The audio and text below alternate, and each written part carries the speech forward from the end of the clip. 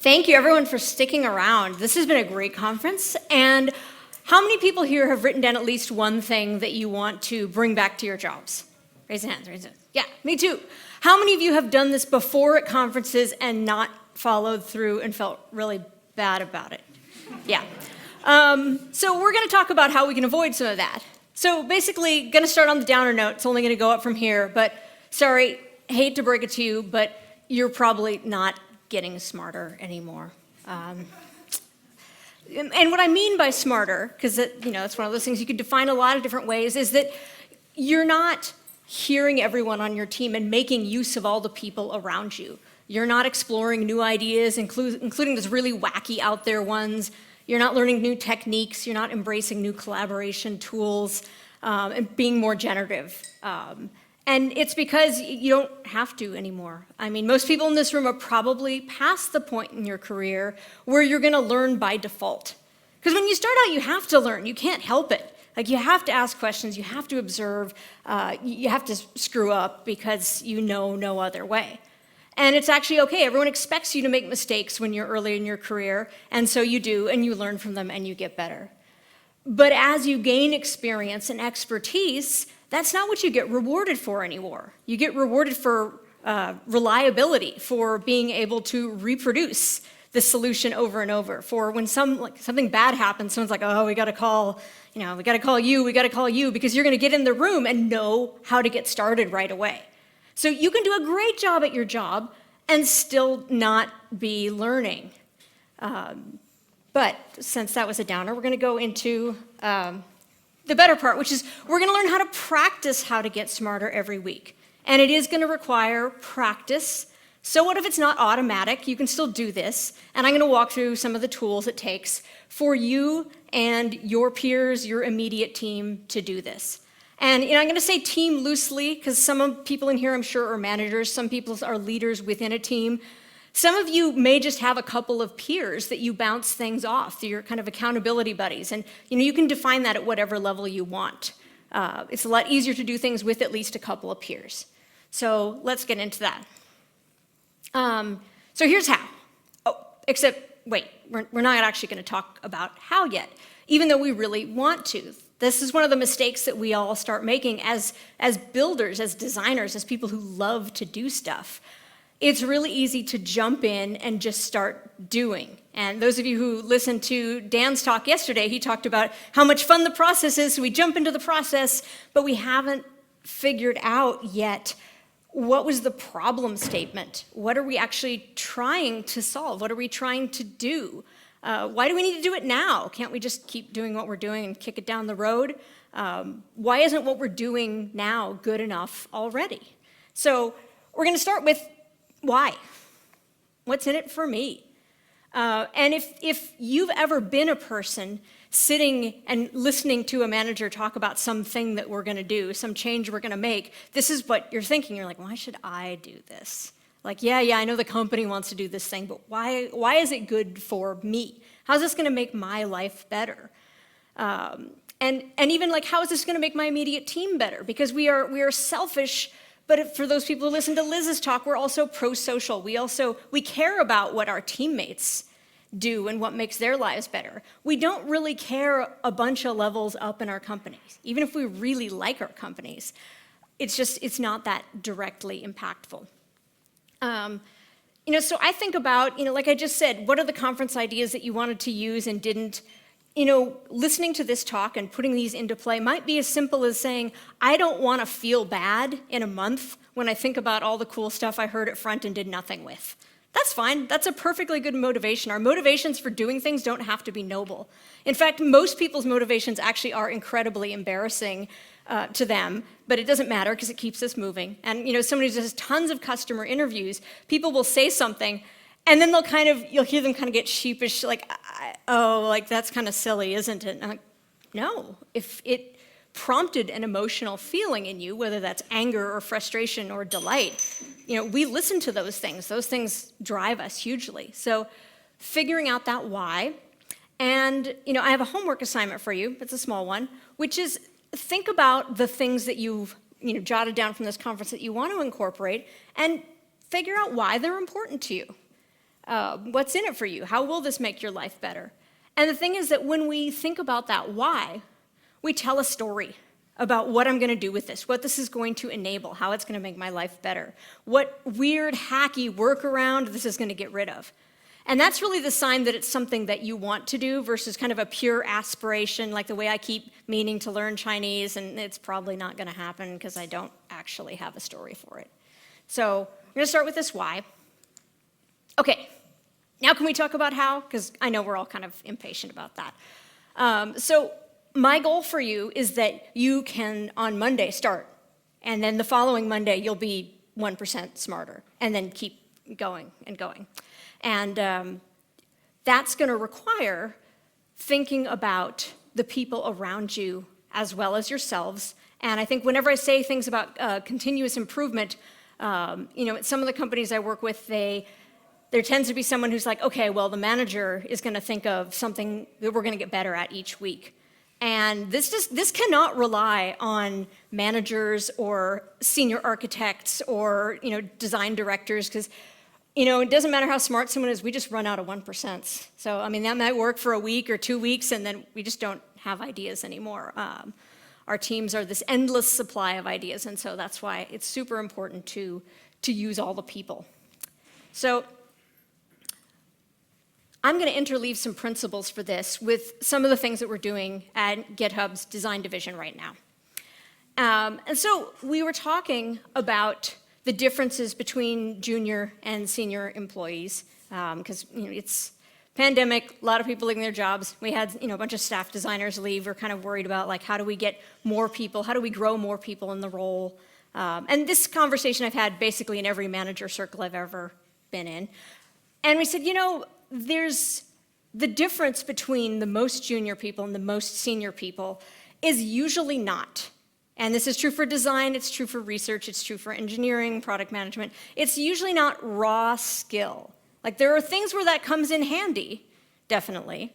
But personally for me, I have a researcher who's straight out of college and I have a staff researcher. And the biggest difference between them is not the doing of the research. It's not the interviewing, the survey questions, the usability studies, the figuring out what we should be asking. It's the communication. It's bringing a bunch of people together who had different ideas and getting them into some form of alignment. It's pushback, managing pushback. It's getting people to actually listen to unpopular truths. It's taking a whole bunch of ideas and synthesizing them. It's taking big, weird, ambiguous ideas and saying, okay, here's where we're going to start. Sometimes people call these soft skills. I think that's a terrible name for them because it sounds like they're optional. I like to call them leadership skills because in every discipline I've ever worked in, that is the difference between the people kind of here and here is that leadership skill. And we said, like my first slide, we said, not every project is allowing people to build these skills. Because sometimes there's a deadline and everyone's really rushing fast. Sometimes it's a really picky client, so we're only going to put the person who has the most experience in front of that person. Sometimes it's one of those things where you have to do it and you don't really want to, but it's like, got to implement GDPR. We're all just going to do this, not the time to be creative. That was the story of a few years ago. So we said, well, how can we create these opportunities for people to practice those skills?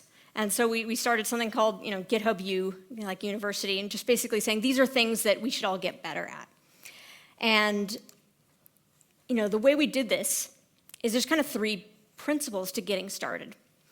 And these are the basic steps. We do this at GitHub. This has happened in teams in Microsoft. This has happened, worked with people in South America and Sweden and Denmark and the UK and like lots of places who are trying to do change initiatives. And this is what I'd call the minimum viable process, as in I've never seen change actually work where these things didn't exist. There's a lot more you can do, but it's really just go. And you might notice that there's no start with why here. I was talking about how important why is, so why is it not on this list? And it's because the first one, I want you to go. You just have to start somewhere. And most of us are not in the habit of asking why. And so it actually is kind of a difficult question. And what I want is for everyone to actually start working on 1% better next week, not get held up, not letting the perfect be the enemy of the good. So yeah, you could have why, it would be great, but I'd rather you do something than get hung up on that. So let's talk about these. The go. This woman's a speaker, Mel Robbins, and she has this tagline. She says, motivation is bullshit. She's like, if you wait around to get motivated, you're just never going to do anything. So you can't even let yourself be held by that. And she tells a story about how she was at rock bottom, and she wasn't even getting out of bed in the morning. She's just like, oh, I can't go on. And she was watching TV, and she saw a NASA launch. And the next morning, she was like, I'm going to count down, and then I'm going to stand up. And so she's laying in bed, probably hasn't taken a shower in a few days. She's like, okay, 5, 4, 3, 2, 1. She just stood up. And that is how most things like this get started, is you just have to go. And it's not going to be perfect, and that's okay.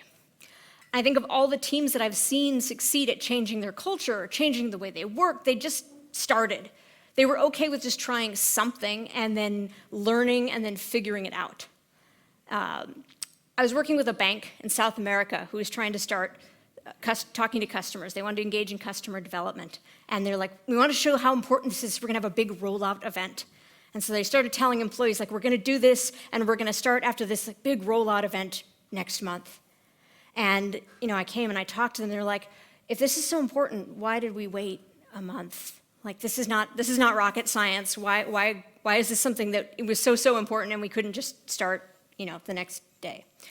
And so it actually lost a fair amount of momentum. They're kind of like, this is maybe one of those initiatives where executives say we want this thing, and then everyone is just like, oh, that's the latest fad.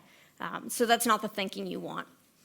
Within GitHub, we were talking about this concept of how do we get the designers and researchers and design systems folks to start learning these skills. And we're like, well, how should we start? When should we start? And we're having our managers meeting. It was a Tuesday. And I was like, okay, we have a design all hands on Thursday. I'm going to talk about it then. And my manager was like, well, what are we going to do? And I was like, I don't know. But this is an excellent forcing function for me to figure out something to say on Thursday. And that makes the bar so much lower. I will literally say that we started talking about this on Tuesday, and we're rolling it out to you now. We've got, a post, we've got a repo, let's go. And that is exactly how it was received. It's like, okay, well, this, we don't really know what this is. I had an FAQ. That was the extent of my planning. And so just go is a great way to start. And then, if you recognize B.J. Fogg, professor at Stanford, he does a lot of behavioral economics type psychology work, and he has this program called Tiny Habits. And I highly recommend going to his website because they have a free Tiny Habits program, and you can pick a tiny habit, and literally you get the accountability of having someone email you every day for 5 days just saying, did you do it? And they're not having a conversation. It's like, it is a human, but they're not talking back, but it's amazingly powerful. You get that email, and it's like, did you do it? And I went out and did the thing, as soon as I got that, if I hadn't already. And then I knew when the email was coming, so it's like, I better do my task right now. And his thing is to pick a goal that is so small that is ridiculous, and you will do it. And if you've heard of this before, you've heard the example, which is like floss one tooth. So if you're trying to get in the habit of flossing, floss one tooth. If you're trying to get in the habit of working out, he says your first habit should be put on your running shoes. And you don't have to do anything else. So at the end of a week, if all you've done is put on your running shoes every day, you can mark that as a success because that is what you set out to do and you did it. On the other hand, most people, at least sometimes, once you put on your running shoes, you're like, well, I could walk around the block. And so you tend to keep going. And so he's like, pick this tiny habit and also chain it to an action, to a habit that you already do. So with the tooth flossing example, it was like, brush your teeth. You do this right, I hope. And so after you've brushed your teeth, you floss one tooth. And that's a reasonably easy to adopt habit. For the running shoes one, he might be like, as soon as you get home from work, put on the running shoes. I had at one point, as soon as you get into bed, open the Kindle app. Didn't have to read anything, did on most nights, but sometimes I just opened the app and was like, all right, I have done it. And so that's where you want to start, is pick this little tiny thing. Because you want to succeed. I basically want a 99% success rate here. If you pick something like, I'm going to learn Rust, I mean, you might, but that's tough. Like, I could go to the website and bookmark it. That's good. You're going to do that. So we said, we already have design critiques. They're already scheduled. They're on the calendar. And every design critique starts, and of course, because we're on Zoom, people chat in the Zoom window while we're waiting for everyone to show up. And so we said, we can paste in a little reminder telling people about how to do design critiques better. And we had talked to folks and said, like, what's the problem with them? Well, people jump in, and then everyone starts saying, like, I like this, what about that? And no one gets to the root problem. And sometimes the people critiquing would critique on things that were not actually material, not what the designer was looking for, not actually helpful. And so we copied in a little piece of text that said, if you're about to present, start by saying the problem I'm trying to solve is. If you are commenting, try to ask a question instead of just saying a comment. We wanted to cut down on the I like this, don't like this, or yeah, Twitter does it this way, and instead say, like, are we solving the same problem as Twitter, that sort of thing. So we just literally copied the text in, and we tried that. It was pretty good. It didn't fix design critiques overnight, but it set an expectation so that people in the critique would kind of stop and be like, wait, I'm sorry, did I miss it? What was the problem you're trying to solve? And the presenter would say, oh, right, okay, so here's what we're trying to do, here's how people are having a problem with pull requests, this is what I'm hoping the design will accomplish. And it's a little tiny thing, but it made a big difference. And everyone felt pretty good about it because, it hadn't been a lot of effort, and yet some better thing happened. So tiny habits, amazing. And then recap often. This is the only TV show that I could find with a recap thing. But you're watching television, they're like, previously on the last episode, and they remind you what happened so that you're into the action, taking people on the journey. And, you've probably heard that as a leader, you have to repeat yourself 20 times to get a chance that people have heard you once. This is just like that. If you don't remind people where you started and what you've tried and what you've learned, they forget. Because the thing about habits is that once you've adopted them, you forget that you've done this amazing thing. It just becomes the way we do things. So when people actually do change something, they don't even give themselves credit. Well, that's the saddest thing. Like, we actually successfully made design critiques better. We should know about that.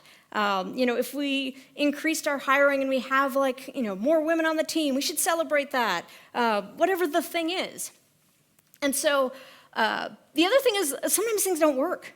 In fact, I'm going to be honest, often we try things and they just don't work. And then there's this kind of feeling of like, oh, let's not even talk about it. That was awful. And that's the inverse of what you want, because then everyone feels bad and has no closure. So when we try something and no one liked it, we make a point of saying, did this serve us? No, this was a waste of time. Shall we never do it again? And everyone's like, yay, never do it again. The emojis go flying. And so it's fantastic to do this recapping and kind of talk about what you did and did you like it. And this is a really simple template that you can use. If you have meetings or if you do weekly updates in Slack or email or a wiki, before we did this, we thought this, and we tried this thing. We practiced or we learned. That's kind of like, what is the action that you did? And maybe you learned that it was great. Maybe you learned that it was terrible. And then next, we're going to try this. And don't overwrite these. Like, if you keep them somewhere, make sure that you keep them. And if you put these all in one doc, they make amazing reading after a few months, because the things you try get much more sophisticated. And it doesn't mean that everything will work, but you can just see, like, wow, we tried a lot of stuff. That's pretty impressive. Because the thing about 1% improvement is that you don't feel it from 1 week to the next. But then after 3 months or 6 months, you can say, wow, we got a lot better. So you might go try this, and then next week you're like, I don't know, Sunday's kind of full of it. Like, we tried this and it was just meh, right? It was not actually very good. And that's okay. And the thing about just jumping in and trying something is that, in fact, it will almost never be great the first time. And if I could magically skip you to the point where everything worked and it was awesome, I would, but that's just not the way it works. Because building habits is very personal. It's going to be different for you and me. It's going to be different for two teams sitting right next to each other in the same company, even if they have the same functional job title. So let's talk about some ways to make this process better. Because that was the minimum viable process, but it was not the minimal awesome process, definitely. So let's talk about some other things we can layer in. Yeah, it's going to suck the first time. So, we don't like being bad at things. It creates a huge amount of anxiety, and that actually manifests in a lot of the cognitive biases that John talked about yesterday. We tend to we're risk averse. We tend to go to known patterns, and everything ties back to this, which is basically. I used to say, talking about motivation, that humans really like to feel smart. And that is true. And also, what is more powerful is that humans really, really don't like to look foolish. We will do so many things to avoid this, things against our interests, things that are completely irrational. And so we avoid situations where we're going to look silly. We avoid things that require too much thinking. We take fewer risks. So know this, and that won't stop anything from feeling bad, but at least you can kind of compare in your rational mind, this is going to feel bad. In fact, that's the thing I say to my team a lot. I'm like, this is going to feel bad. I'm sorry. It just is. If we're arguing with stakeholders and we got to push back, if someone has a research plan, we don't like it, you're going to have to say this, and it's going to feel awkward, and I'm sorry. That's okay. You got to acknowledge things. Acknowledging things makes it a lot better, because everyone hates that feeling, or is it just me? So let's keep going. Some more things we're going to do. So you can usually complete one improvement cycle on just sheer will. It's like New Year's resolutions. Who breaks their New Year's resolution on week 1 or week 2? Right? We usually keep going for a couple weeks. It's just somewhere in 3, we haven't put down any habits, we haven't changed our environment, and someone offers us a cigarette to skip our run, to stay up all night, to whatever the thing is. So it's a habit that's hard, and these are some concepts that help us continue. So we're going to start with making mistakes cheaper. As managers or leaders, we need to do 2 things at the same time, and these seem like contradictions, but they are not. The first is we have to just accept and encourage mistakes. We need to give permission to make mistakes, and that language is very deliberate, because a lot of people will say things like, mistakes are okay. If I tell you mistakes are okay, you would still probably rather not make one if you had the choice, eh? That's not good enough. But if you say, I give you permission to make mistakes, you're explicitly granting that. In fact, depending on your culture, you might go one step further and say, if you're not making mistakes, you're not doing your job, you're not learning. And that is actually something I say to my children all the time. If you're not making mistakes, you're not learning, but it's true.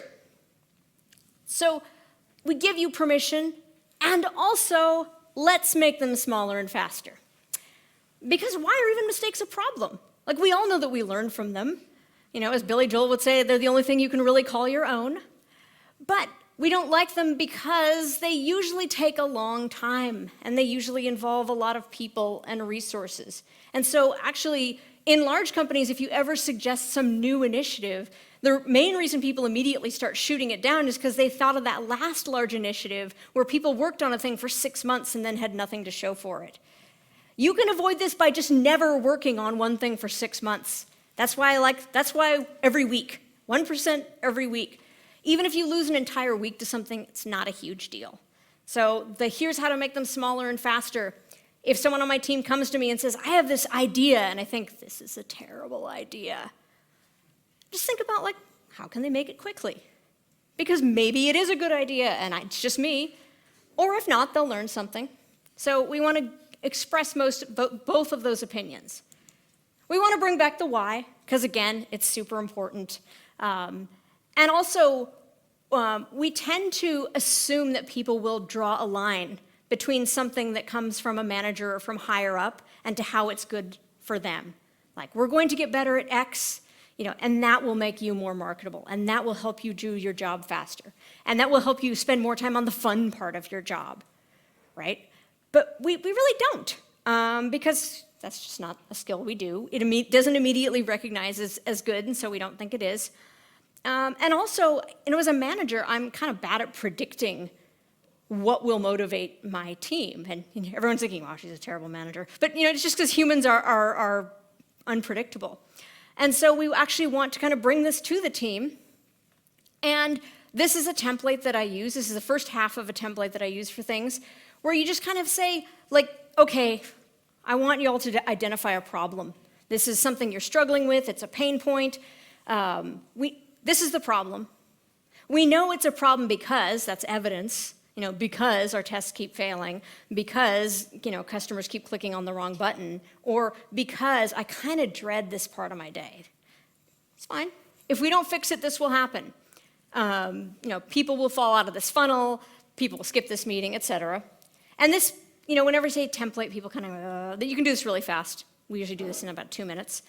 And this is part of that, take people with you on the journey too, because if you're doing this with peers or with a team, now it's something that they own. Setting expectations, not actions. So outcomes over actions. And this isn't a story from Microsoft. The developer division within Microsoft a few years ago decided that it was critical to them to be customer-driven. What does that mean? That sounds like one of those jargon phrases and BS muddy word phrases that don't mean anything. And usually what happens is everyone rolls their eyes like, yeah, sure, well, customer-driven now. Or the equivalent is that there's like a checklist of like, okay, we're going to do these 5 things, and everyone checks them off as fast as they can, and they don't really learn anything. But in this case, the expectation from the executives was basically every exec product review, we expect to learn about our customers from you. And there was a section in a template, it was just like, what have you learned from customers? It didn't say, have you done 5 interviews or 2 or 7, or did you test the product, or like how many paragraphs or bullet points. It was just open space. And I was in one of these once, listening in, and someone was doing their review. And to put this in perspective, Microsoft is a huge company, and if you are in one of these exec product reviews, this is like your chance to be in front of people who are like 2 clicks away from Satya Nadella, so it's a big deal. You want to look good. And someone's in one of these meetings, and they're talking, and they just kind of quietly skipped over that part in the template. They're reading their doc. And Julia Lucen, who heads up the Visual Studio division, was just like, I think I missed, what customers did you talk to since last review? And the person was like, well, we were really busy, and we kind of already know this, and like started to proceed, and she's like, no, I'm sorry. We're going to skip you. And next time, I'm sure that you will have some information from customers. Who's next on the list? Okay. And there was no yelling. There was no like angry follow-up. It was just like so smooth. It was like there was an expectation and you missed it. And I'm not even mad, bro.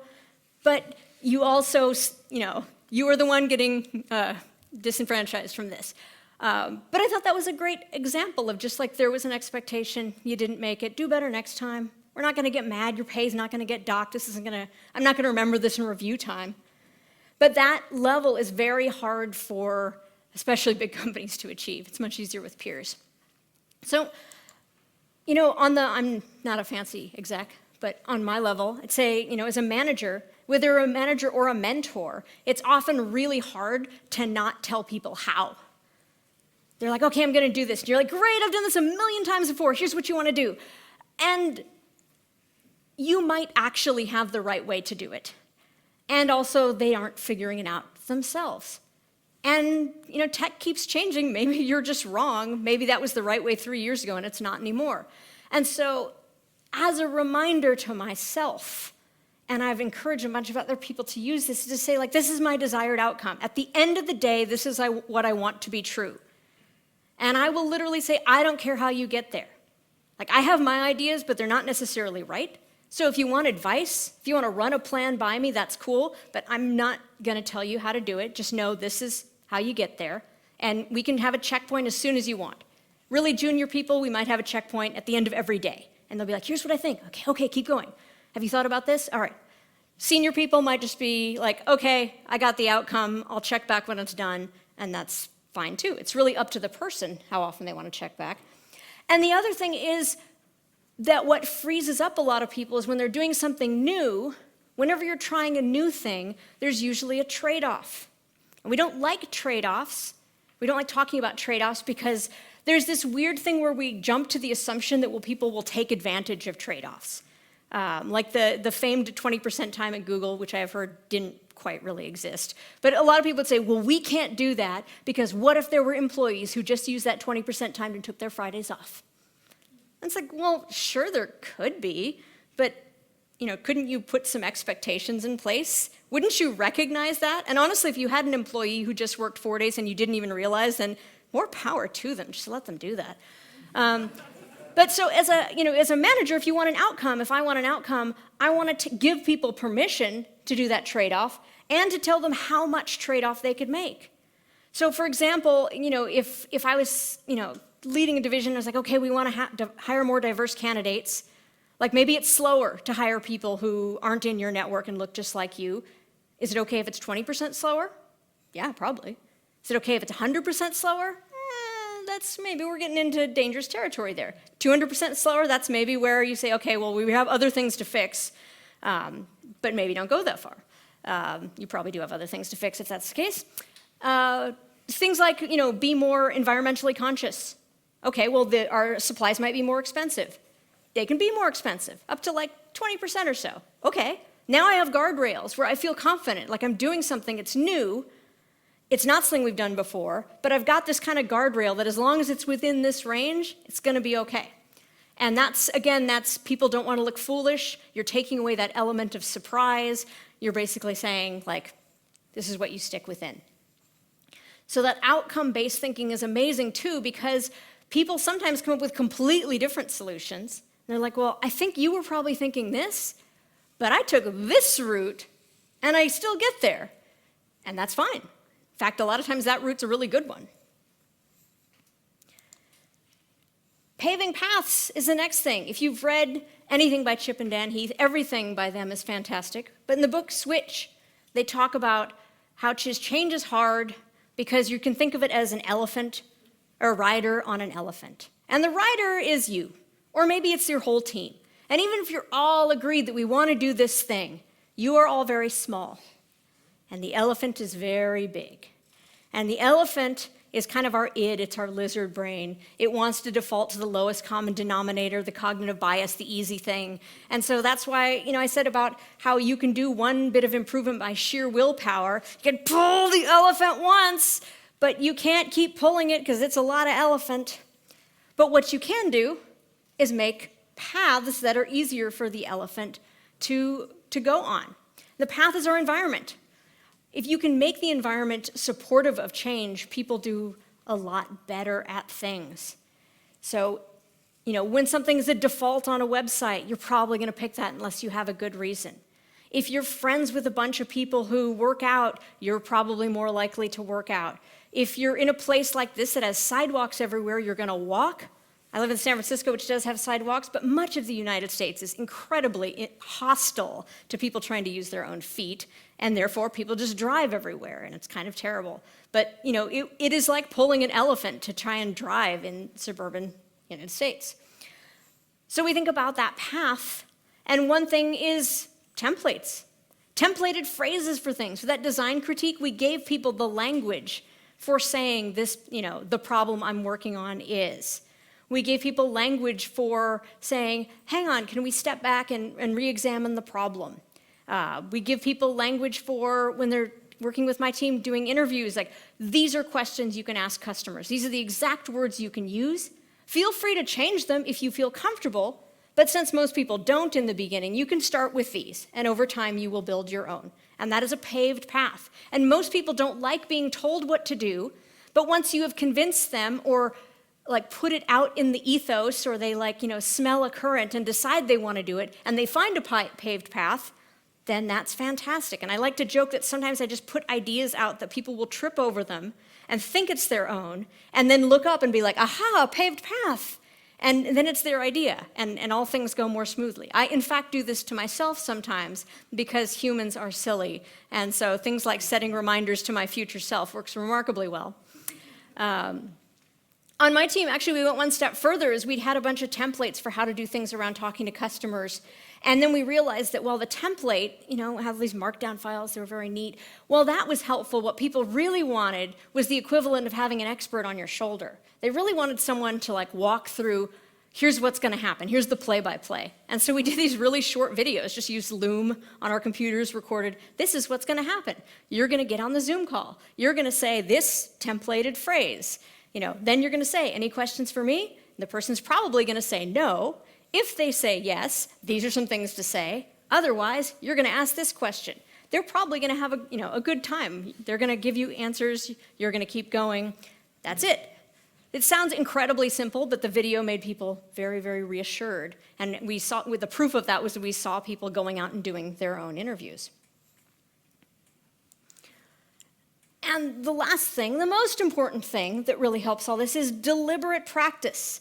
The book Atomic Habits is fantastic, and it talks about deliberate practice. When I say 1% smarter, it doesn't mean 1% more stuff. It doesn't mean 1% working longer. It should be different stuff. It's usually not your day-to-day work. It's something that where you take yourself out of that. There's a ton of interference with our day-to-day work. We're constantly aware that there's a deadline. We know that this part of the code base is a mess. We know that this customer is really persnickety. We know that our manager is kind of looking in on this project. Like all of these things get in our way. Our egos get in our way. Once we've designed something and we really like it, then we're very attached to it. We don't really want critique. And so it's hard to separate that out. And so a lot of the best ways of deliberate practice are saying, how can I practice this in a way that absents me from this interference? So with the design critique case, one of the things we started doing, and this is a funny thing where we said we should have this as a top-down thing, kept trying to organize it, and then like a bunch of little grassroots ones had popped up. But for design critiques, we started doing something that I've done in several companies, which we call design teardowns. And it's basically just like, let's criticize other people's stuff. And there is nothing revolutionary about this. You've probably done this yourselves. But the format was just, let's find something that another company has done. We'll all get on together. Everyone will pull up their phone or their laptop, and we'll, in a structured way, go through and on every screen ask questions. Not the comments, because those aren't really helping, but questions. What are they trying to do here? Do you think that's working? How well do you think that's working? Did you notice they're using the same UI as Facebook? Do you think they're solving the same goals? What do you think would happen if they did this instead? And you can hate on things during this, and no one is offended because it's no one in the room's work. And again, not rocket science. What mattered, though, is that this is something that managers endorsed and made time for and praised people for doing. And so like making that space, again, it's that permission. We give you permission to invest in learning. Even though it is not advancing anyone's projects, we know that you are getting better at this skill, which is super valuable. And we have faith that it will translate into the real work. And so that has been a tremendously helpful thing. And people are like, oh, this is really fun. And it's true, it is really fun practicing things when it doesn't feel like anything's on the line. It's like the difference between trying things when you're a kid. Like all kids are like, I'm great at drawing, I'm great at running. Because like there's no one is actually judging them on it. So that sense of like, how can we bring that play back to us is phenomenal. So, we've been through this. What are you going to do? On Monday, here's what you can do. We're going to walk through this. And you can do this at any scale. I've done this as a full-day workshop. I've done this over a course of weeks. You can also do it really small, which is what we're going to do here. So you're going to tell your team, whether you're a manager or an individual contributor, it doesn't matter. You can say, hey, I want to try something for 10 minutes. And this is deliberate. This is extreme time boxing, which is one of my favorite tactics, because it's really hard to say no to 10 minutes. And those of you who listened to Liz's talk, she talked about the foot in the door technique. This is actually what you're going to use here, because you're really going to ask for 10 minutes. It's probably going to take 20, maybe 30. But once people get interested, you can ask for that, and they will keep going.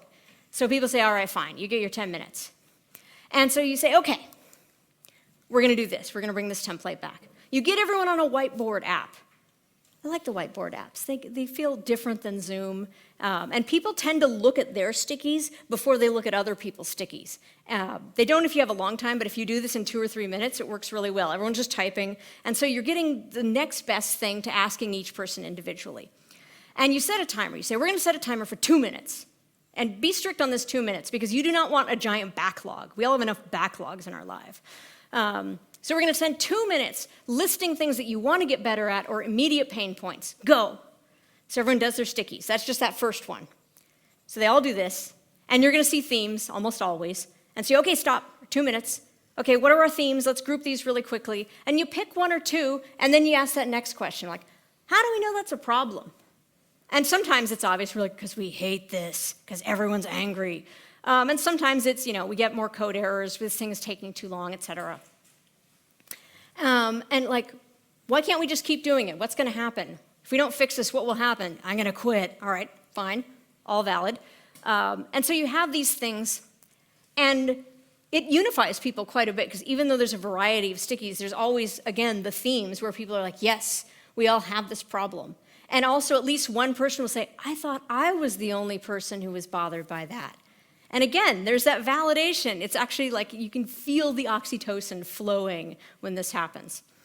And sometimes when I talk about this, people will say, wait a second, I don't want to do this because my team's just going to complain. They're going to vent. It's going to be bad for morale. It's going to create all this negativity. And if you leave it at this, it can. Because much like mistakes, let's ask, why is complaining bad? It's bad because usually those complaints just hang in the air and nothing happens. If people complain and then fix things, that's fine. I mean, that's actually the way things should work, right? We see something, we find a problem, we figure out how to fix it, and then we find new things to complain about. It's a cycle of life. But also, that's not going to work because after your 5 minutes, you're going to take a break. And I know we're almost at the end of the day, but everyone, either stand up or raise your arms up. Come on, I'm not going to continue till we get. All right, awesome, yes. Okay, so that is your physical break. If you're doing this over Zoom, I say, everyone turn your cameras on and off, or off and on. Or I'll tell people, everyone go get a coffee, go get a tea, and come back. And that's kind of like the double diamond process where you've got that break. So first you complained, and now you have a physical break, tangible break that signifies that now we're going to go into solution mode.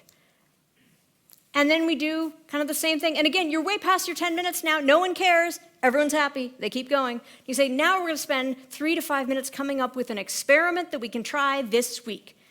So that means it can't require equipment. It can't require that we all go out and learn Rust first. You can't have real high friction, but something we can do this week that will help a little bit. Doesn't have to be perfect. And it's going to be an experiment. And that word is also useful and valuable because people don't mind experiments, but they hate change. An experiment is like if it doesn't work, it will stop and go away. Changing might be making my life permanently worse. That middle one is optional. That's a success metric.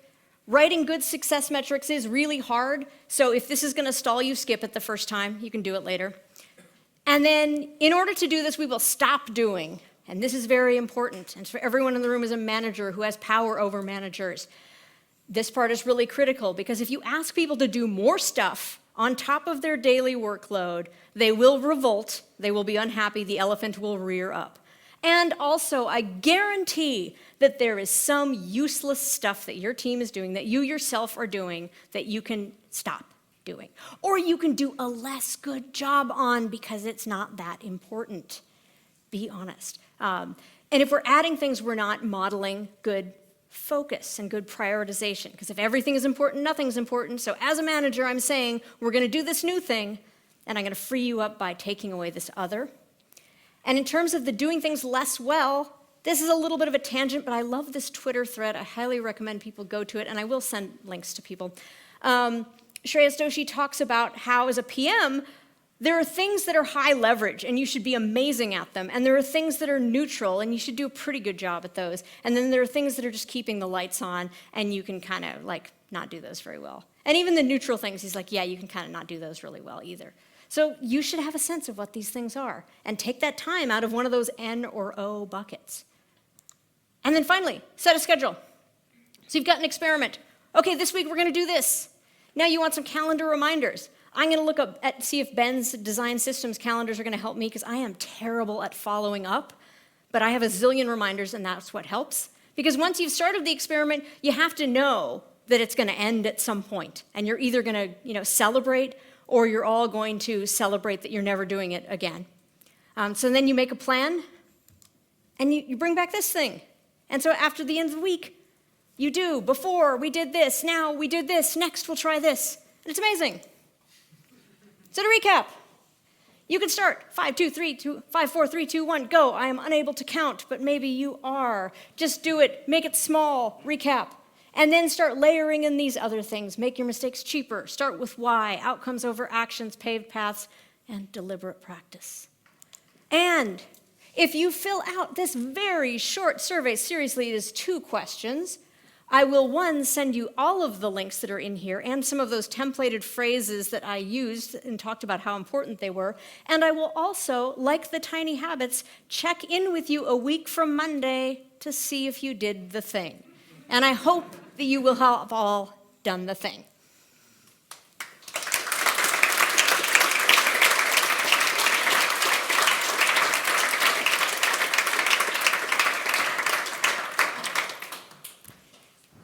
Thank you, Cindy. No. It's Friday. I don't know if you have any questions. I'm impressed if anyone asked a question, but honestly, it's all okay if you didn't. First, I'd like to say it sounds like your team is really fun to work on. I'd like to think so. Are you hiring? Yeah. Sadly, no. Design is hiring, though. If you are a designer who would like to work at GitHub, we have people everywhere, and we are, in fact, hiring. If you have a question, please get it in quickly. We have a couple more minutes, so if you have a question for Cindy, please write it. So I also would like to mention that I also found really refreshing the way you often say, and also. Yes, and. Those of you who know about improv, but cuts off the conversation. Someone says something like, but this. And you can yes and everything if you try. It's sometimes a little bit of a struggle. Yes, if occasionally, but keeps us listening. We want people to agree with us. And so yes and is beautiful. Here's a question. Do you have 5 minutes for a couple questions? Of course. Okay. I have to ask you, maybe it goes longer than that, but is there an initiative you found promising but stopped using because it did not work out?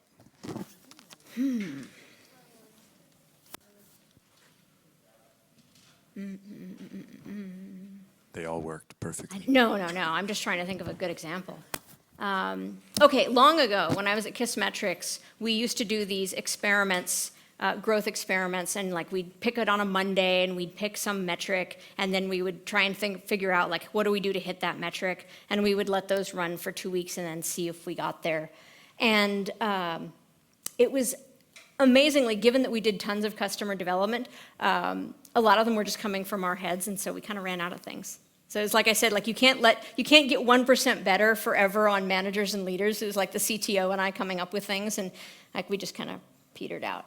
But I think that it was a good thing for its time. I also think it's really hard if anyone's ever tried to drive a specific percentage growth. That's just really hard. There's a lot of factors out of your control. It's you can try something, but are you going to hit 1% growth or a fraction of a percent growth? You get a lot of things wrong. Here's another question just off the top of my head. You have these templates. Where did you find these kinds of templates, or did you invent these templates? I have invented these through a lot of trial and error. So yes, I've been doing customer interviewing for 15 years, and I'm a big fan of doing a debrief, either with myself, where yes, I do literally talk to myself, or with a partner after every one, and I tell myself, what questions did I ask that went well? Where did this person really seem like they clammed up? And what about that language or about my body language could have made that happen? I've done very small scale A/B tests with questions asking people if they're willing to interview, and I'll to try this one versus this one, and how many people agreed to talk to me. And so you just do that honing over time. And then also I do workshops with other companies and teams within Microsoft, and people will report back, which is amazing actually. If someone's I tried that and it didn't really work, and I'm oh, tell me more, because some things haven't. For example, I joked about, I talked about interviewing, and you ask if people have any questions, and I'm and they'll usually say no. There is an exception, and that is anyone who works in either software or physical security will ask you so many questions about what you're going to do with this data, and who's going to see the answers to their questions, and when is it going to be destroyed, and it's fine, but it's just you need a separate script for that. Which I also then had to develop via trial and error. It's what are the things I can say to make a security person feel okay about continuing to talk to me? Yeah. I think we could do one more. Do you have advice on working with someone who hates group exercises like you described and has a tendency to drag the group down? So my generic advice for the person who likes to drag the group down is to do things with them one-on-one separately. So that same exercise, you're like, look, we're going to do this thing, and I know you hate these things, so can I ask you this question right now? And sometimes they will. The other thing is that for every jaded, for 90% of jaded, I don't want to do this people, they have been let down over and over and over again by past teams and past companies, and a surprising number of them are actually willing to, so it's sort of a little therapy session, are surprisingly willing to tell you about how, well, I've done this on other teams and nothing ever comes of it. Well, whenever I speak up, people tell me blah, blah, blah. And there are a lot of jaded people who actually have like very useful information to learn from, but they cannot express it in a way that doesn't just like let negativity flow from them, and that's where one-on-ones can be helpful. And after a few one-on-ones, I'd say maybe like a 30% success rate of people who have bought into the process and now become champions of it. And then probably about a third who are like, I still think that you're full of crap, but I'm going to stay quiet because at least you're listening to me. And then a third of them just stay bad, and you just maybe do this exercise when they're not around. Yeah. Thank you very much. Cindy Alvarez, ladies and gentlemen.